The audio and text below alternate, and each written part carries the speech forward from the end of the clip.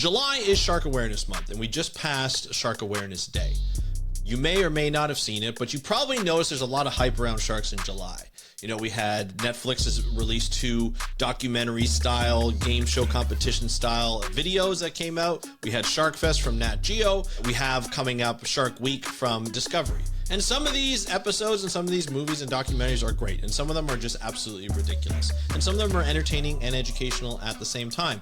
You decide which one it is, and if you want to put a comment to say which one you like best over the month, please do so.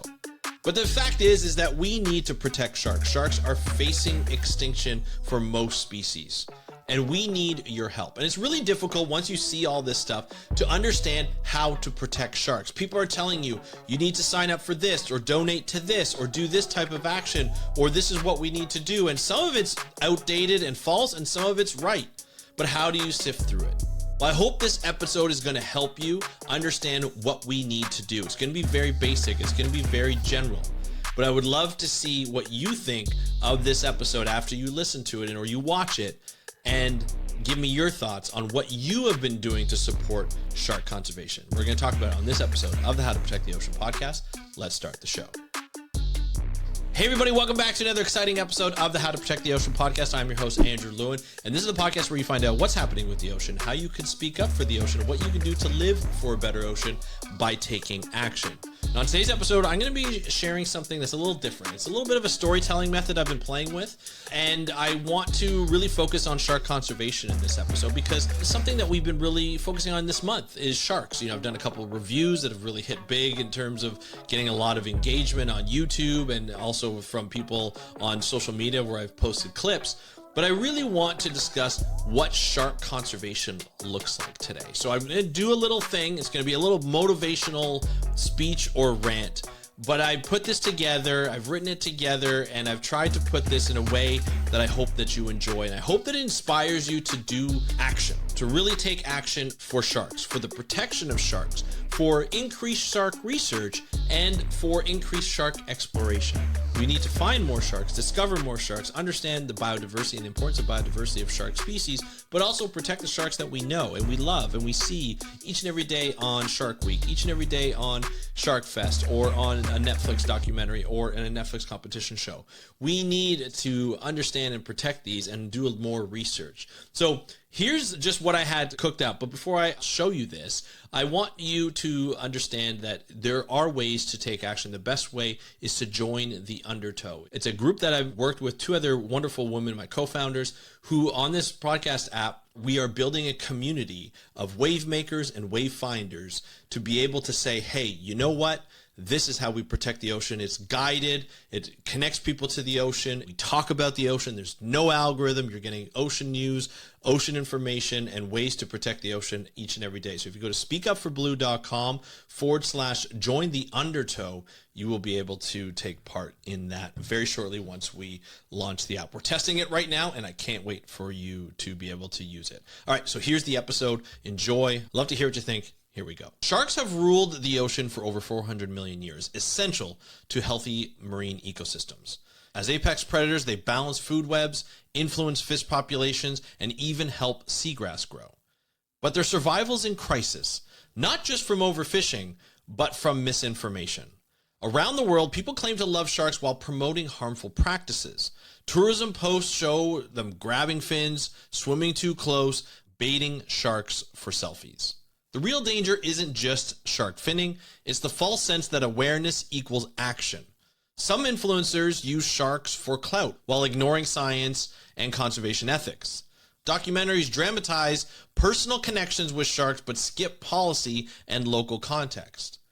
While over 100 million sharks die each year, many conservation campaigns profit off the fear or fantasy. The ocean is drowning in noise and sharks are running out of time. The real shark conservation starts with learning from science-backed sources, IUCN, Moat Marine Lab, Shark Trust, The Lost Shark Guy. It means sharing facts, not fear. Sharks are not monsters, they are misunderstood keystone species. You can combat myths on social media and call out staged awareness stunts. But advocacy matters. Support bans on shark finning, long lining, and unsustainable fishing practices. Push for marine protected areas with real enforcement, not just paper parks.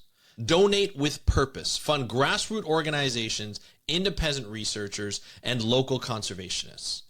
Ask, does this group show results? Does it empower communities or just post merch and hashtags? Choose ecosystem operators who respect sharks. No rioting, no harassment, no excessive baiting. If you're diving, follow a code of conduct guidelines and amplify ethical businesses. Want to help from home? Use sustainable seafood guides and say no to shark liver oil or cartilage products. The turning point is simple. Stop asking, is this viral? And start asking, is this working? Conservation isn't sexy. It's long-term, policy-driven, and grounded in science. It happens in government meetings, data labs, coastal villages, not underwater TikToks. Sharks don't need influencers. They need enforced protections and thriving ecosystems. Don't get me wrong. Influencers can make great awareness if they follow the right rules. Real change comes when communities, scientists, and advocates collaborate, not compete for attention. If you want the right resolution, and if you want to help, host a Shark Talk at your school or library during Shark Week. Join a cleanup, support marine protected areas, and back policies that protect habitats. Educate yourself, then educate others, especially about how sharks help ecosystems thrive. Support youth, indigenous, and underrepresented leaders in marine conservation. Be an advocate, not a spectator. Because when you hype fads, sharks will still be out there facing extinction or recovery. It depends on whether we choose clicks or action, whether we listen to science or chase spectacle, whether we just said, we love sharks, or actually help them survive. The ocean will remember which one we did, and so will our future generations. Okay, love to hear what you think of this little inspirational talk we had today. Let me know in the comments below if you're watching this on YouTube or if you're listening to this on your favorite podcast app. Please let me know what you think. You can email me, go to speakupforbblue.com/contact, and my email's right there. You just fill out the form and it goes right to my personal email, or you can DM me on Instagram at How to Protect the Ocean. And don't forget to sign up and join the Undertow. Go to speakupforblue.com/join the Undertow. I want to thank you so much for listening to this episode of the How to Protect the Ocean podcast. I'm your host, Andrew Lewin, from the True North Strong and Free. Have a great day. We'll talk to you next time, and happy conservation.